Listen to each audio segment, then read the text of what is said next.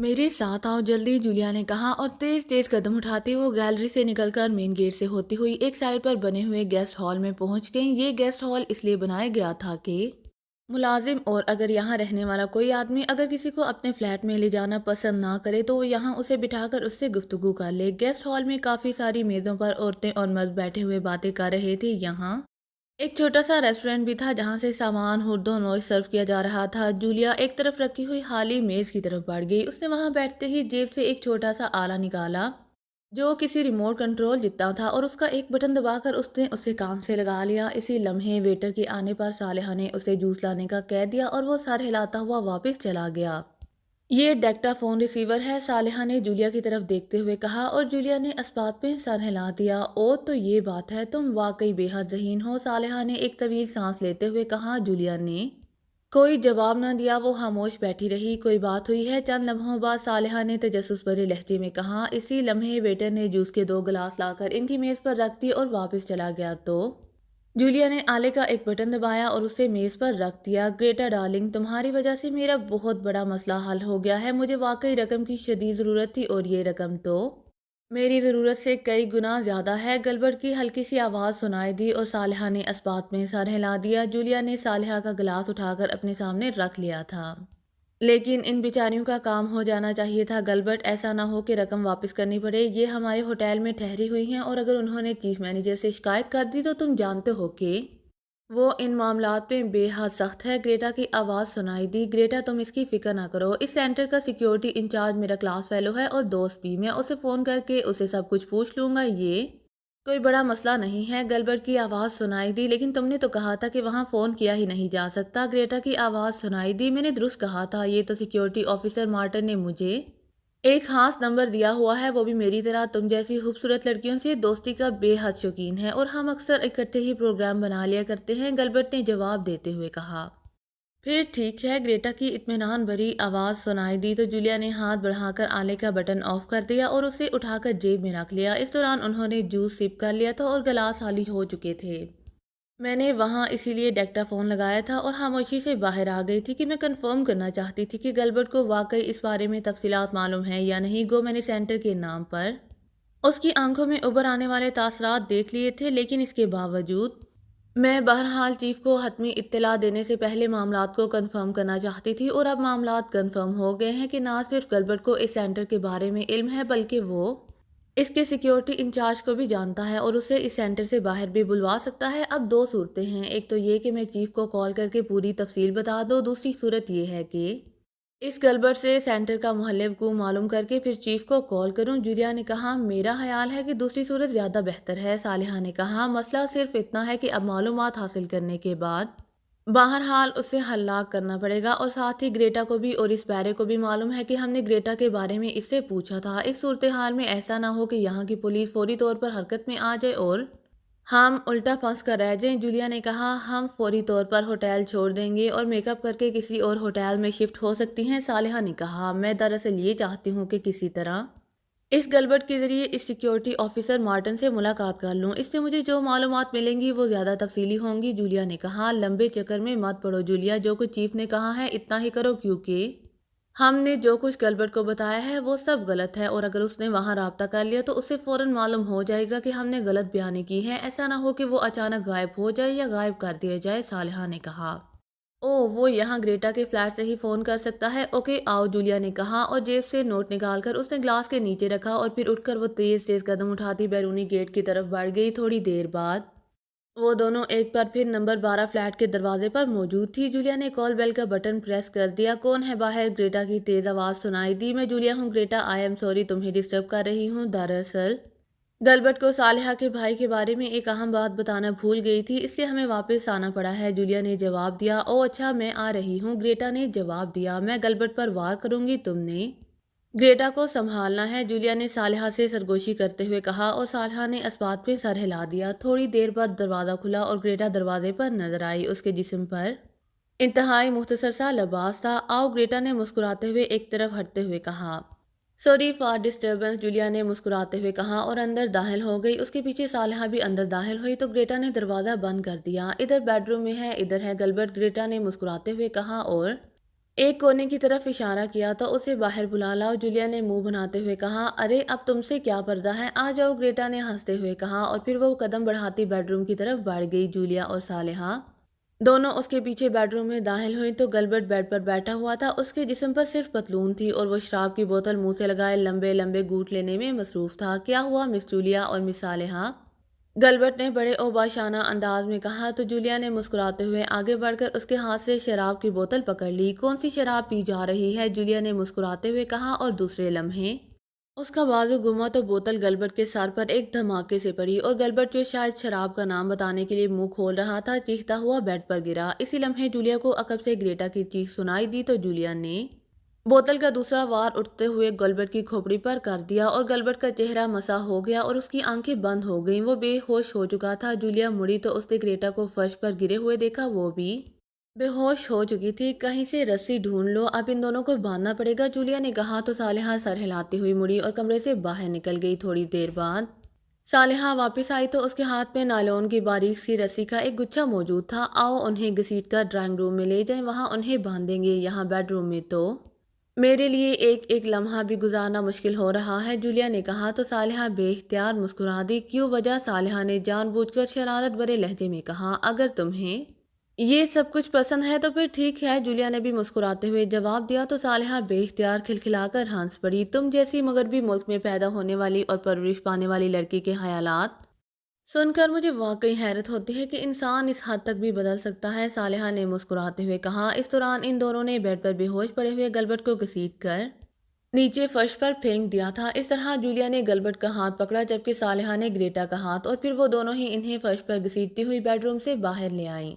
یہ تبدیلی میرے ساتھیوں کی وجہ سے ہے صالحہ، تم نے اب تک دیکھ لیا ہوگا کہ ہمارے ساتھی کس حد تک پاکیزہ خیالات کے مالک ہیں، جولیا نے مسکراتے ہوئے کہا۔ تنویر کے متعلق کیا خیال ہے؟ صالحہ نے ایک بار پھر شرارت بھرے لہجے میں کہا۔ تنویر کا کردار انتہائی پاکیزہ ہے، تم حیران ہوگی کہ میں نے آج تک تنویر کی آنکھوں میں اپنے لیے شیطانی چمک نہیں دیکھی، جولیا نے کہا تو صالحہ نے بے اختیار ایک طویل سانس لیا۔ تم ٹھیک کہہ رہی ہو جولیا، واقعی یہ ساری ٹیم عام مردوں سے ہٹ کر ہے۔ اب عمران زبردستی صفدر کو میرے ساتھ اٹیچ کرنے کی کوشش کرتا رہتا ہے، لیکن صفدر کی نگاہوں میں میرے لیے ایسی ہی پاکیزگی ہے جیسی دوسری نظروں کی ہے۔ میں تو بعض اوقات یہ سوچ کر حیران ہو جاتی ہوں کہ آخر یہ لوگ کس دنیا سے تعلق رکھتے ہیں۔ یہ انسان ہے اور انسان بہرحال غلطیوں اور خامیوں کا مجموعہ ہوتا ہے، لیکن نہ جانے یہ لوگ کس مٹی کے بنے ہوئے ہیں، صالحہ نے گریٹا کو کرسی پر بٹھا کر باندھتے ہوئے کہا۔ کردار کی یہ پاکیزگی دراصل چیف کی تربیت کا نتیجہ ہے۔ چیف ٹیم کے ممبروں کی بڑی سے بڑی غلطی معاف کر دیتا ہے، لیکن کردار کا معمولی سے معمولی جھول بھی اس کے لیے ناقابل برداشت ہوتا ہے۔ جولیا نے گلبرٹ کو کرسی پر بٹھا کر اسے رسی سے باندھ کر جواب دیا۔ خود چیف کی بھی سمجھ نہیں آتی، کیا یہ واقعی اس دنیا کا باسی ہے یا کسی اور سیارے کی مخلوق ہے؟ صالحہ نے کہا تو جولیا بے اختیار ہنس پڑی۔ کیوں، تمہیں یہ خیال کیسے آ گیا؟ جولیا نے ایک طرف ہٹتے ہوئے کہا۔ چیف کبھی خود سامنے نہیں آتا، خود کہیں جاتا نہیں، کسی مشن میں شامل نہیں ہوتا، لیکن باخبر اس طرح رہتا ہے جیسے ہر لمحے ہر ممبر کے ساتھ رہتا ہو۔ آخر یہ سب کچھ وہ کیسے کر لیتا ہے؟ کم از کم ایک انسان تو مسلسل ایسا نہیں کر سکتا۔ صالحہ نے بھی آخری گانٹھ لگا کر پیچھے ہٹتے ہوئے کہا تو جولیا بے اختیار ہنس پڑی۔ تمہاری بات درست ہے، چیف واقعی نہ سمجھ میں آنے والی شخصیت ہے، اور صالحہ بعض اوقات تو میں سوچتی ہوں کہ اللہ تعالیٰ کی پاکیزہ پر خصوصی نظر کرم ہے کہ اس نے اس ملک میں چیف عمران اور دوسرے ساتھی پیدا کر دیے ہیں، ورنہ جس طرح اس ملک کے خلاف سازشیں ہوتی ہیں نہ جانے اس ملک کا کیا حال ہوتا، جولیا نے کہا، اور آگے بڑھ کر اس نے گلبرٹ کا ناک اور منہ دونوں ہاتھوں سے بند کر دیا۔ چند لمحوں بعد جب گلبرٹ کے جسم میں حرکت کے تاثرات نمودار ہوئے تو جولیا پیچھے ہٹ گئی۔ آؤ بیٹھو، جولیا نے کرسی پر بیٹھتے ہوئے کہا۔ اس گریٹا کو ہوش میں نہیں لانا، صالحہ نے کرسی پر بیٹھتے ہوئے کہا۔ اس کی کیا ضرورت ہے؟ جو کچھ ہم نے معلوم کرنا ہے وہ اس گلبرٹ سے ہی معلوم کرنا ہے، جولیا نے کہا، اور صالحہ نے اس بات میں سر ہلا دیا۔ چند لمحوں بعد گلبرٹ کی آنکھیں ایک جھٹکے سے کھل گئیں اور اس نے لاشعوری طور پر اٹھنے کی کوشش کی، لیکن ظاہر ہے بندہ ہونے کی وجہ سے وہ صرف کسمسا کر رہ گیا۔ تم نے یہ کیا کر دیا ہے؟ یہ مجھے کیوں باندھ رکھا ہے؟ کون ہو تم؟ یہ گلبرٹ نے انتہائی حیرت بھرے لہجے میں کہا۔ مسٹر گلبرٹ، اب تم ہمیں بتاؤ گے کہ ساسک سینٹر کا محلِ وقوع کیا ہے؟ جولیا نے کہا۔ ساسک سینٹر؟ وہ کیا ہوتا ہے؟ مجھے کسی سینٹر کے بارے میں علم نہیں ہے، اور سنو، میں ایکریبین سفارت خانے کا سیکنڈ سیکرٹری ہوں، تم مجھے کیا سمجھتی ہو؟ میرے سامنے بہادرستان کے اعلیٰ ترین حکام ہاتھ جوڑ کر کھڑے ہوتے ہیں۔ چھوڑ دو مجھے اور اپنی جانیں بچا لو ورنہ میرے ساتھی ابھی یہاں آ جائیں گے اور پھر تمہاری زندگی جیلوں میں سڑتے ہوئے گزر جائے گی، گلبرٹ نے غصے کی شدت سے چیختے ہوئے کہا۔ صالحہ جا کر کچن سے چھری اٹھا لاؤ اور ساتھ ہی مرچوں اور نمک کے ڈبے بھی لے آنا، میں دیکھتی ہوں کہ گلبرٹ میں کتنی قوت برداشت ہے، جولیا نے صالحہ سے کہا، اور صالحہ سر ہلاتی ہوئی اٹھی اور تیزی سے مڑ کر بیرونی دروازے کی طرف بڑھ گئی۔ تم یقین کرو کہ مجھے واقعی اس کے بارے میں کچھ معلوم نہیں ہے، میں تو تمہیں ڈانٹ دے رہا تھا، میں نے تو یہ سارا ڈرامہ بھاری رقم حاصل کرنے کے لیے کھیلا تھا، ورنہ میرا کسی سائنسی سینٹر سے بھلا کیا تعلق ہو سکتا ہے، گلبرٹ نے اب ایک اور پینترا بدلتے ہوئے کہا، اور جولیا مسکراتی ہوئی اٹھی اور اس نے ساتھ پڑی ہوئی کرسی کو اٹھا کر گلبرٹ کے سامنے رکھ دیا۔ یہ دیکھو، پہلے اس کرسی پر میں بیٹھی ہوئی تھی نا، میں نے جانے سے پہلے اس میں یہ انتہائی جدید ترین ڈیکٹا فون نصب کر دیا تھا۔ یہ ڈیکٹا فون اس قدر طاقتور ہے کہ اس پوری فلیٹ کے کسی کونے میں بھی اگر سرگوشی کی جائے تو یہ اسے کیچ کر لیتا ہے۔ یہ میں نے اس لیے لگایا تھا اور ہم واپس جا رہے تھے تاکہ میں یہ کنفرم کر سکوں کہ تمہیں واقعی اس بارے میں معلومات حاصل بھی ہیں یا صرف تم دولت کمانے کے لیے یہ کھیل کھیل رہے ہو۔ اور یہ دیکھو، یہ ڈیکٹا فون کا ریسیور، اس میں گفتگو ٹیپ کرنے کا بھی جدید ترین سسٹم موجود ہے۔ تم نے ہمارے جانے کے بعد جو گفتگو گریٹا سے کی ہے وہ اس میں ٹیپ شدہ ہے اور ہمیں گفتگو سن کر ہی واپس آنا پڑا ہے، جولیا نے کہا، اور اس نے نہ صرف ریسیور واپس جیکٹ کی جیب میں ڈال لیا بلکہ کرسی کی پشت پر لگا ہوا جدید ترین ڈیکٹا فون بٹن بھی اتار کر جیب میں ڈال لیا۔ اسی لمحے صالحہ اندر داخل ہوئی تو اس کے ایک ہاتھ میں ایک بڑا سا چاقو تھا جبکہ دوسرے ہاتھ میں شیشے کے 2 ڈبے تھے جن میں ایک ڈبے میں نمک اور دوسرے میں سرخ مرچی بھری ہوئی صاف نظر آ رہی تھی۔ اب آخری موقع دے رہی ہوں تمہیں، اگر اپنی زندگی اور اپنا جسم بچانا چاہتے ہو تو اس سینٹر کے بارے میں تفصیل سے بتا دو، ورنہ یہ فلیٹ ساؤنڈ پروف ہے، اس لیے تمہاری چیخیں سننے والا بھی کوئی نہیں ہوگا، جولیا نے سرد لہجے میں کہا۔ مجھے نہیں معلوم، یقین کرو مجھے واقعی نہیں معلوم، گلبرٹ نے کہا۔ صالحہ اس کے دونوں بازوؤں پر اس طرح زخم ڈالو کہ خون نہ بہے اور پھر ان دونوں میں سے ایک میں نمک اور دوسرے میں مرچیں بھر دو، جولیا نے سرد لہجے میں کہا۔ لیکن ایسا زخم کیسے ڈالا جا سکتا ہے کہ اس سے خون نہ بہے، صالحہ نے حیران ہوتے ہوئے کہا۔ اسے کٹ کہا جاتا ہے، چاقو کے پھل کو ذرا سا ٹیڑھا کر کے کاٹ لگاؤ تو زخم ہو جائے گا لیکن اس میں سے روانی سے خون نہیں نکلے گا، جولیا نے اسی طرح سمجھاتے ہوئے کہا جیسے اس نے مختلف انداز کے زخم لگانے کی باقاعدہ ٹریننگ لے رکھی ہو، اور صالحہ سر ہلاتی ہوئی آگے بڑھی۔